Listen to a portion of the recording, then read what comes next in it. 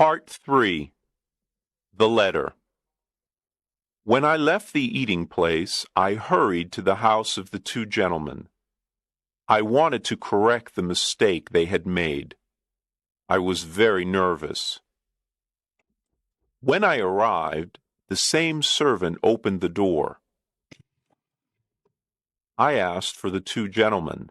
"They are gone." The servant said. Gone? Gone where? "Oh, on a journey." But where did they go? "To the continent, I think." The continent? "Yes, sir." When will they return? "In a month." A month? Oh, this is awful. How can I talk to them? It's extremely important.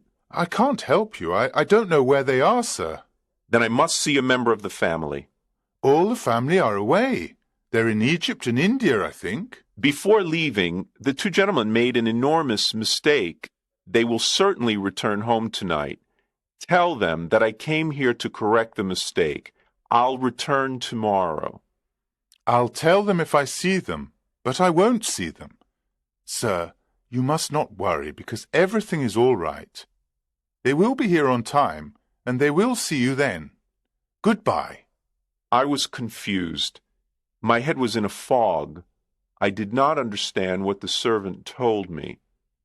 The letter. I remembered the letter.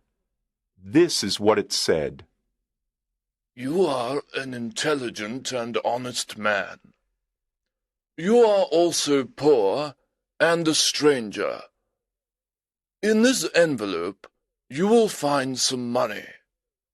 It is yours only for 30 days. At the end of 30 days, return to this house. I have a bet on you. If I win this bet, you can have any job with any salary that you want. There were no signature, no address, no date on the letter. How strange. I didn't know what to think. I went to a park, sat down, and thought about what to do. After an hour, I reached the decision that follows. The two old gentlemen are playing a game that I don't understand. They are betting on me. But at that time, I didn't know anything about the details of the bet. If I go to the Bank of England to return the banknote, the bank will ask me lots of questions. If I tell the truth, no one will believe me. They will put me in an asylum.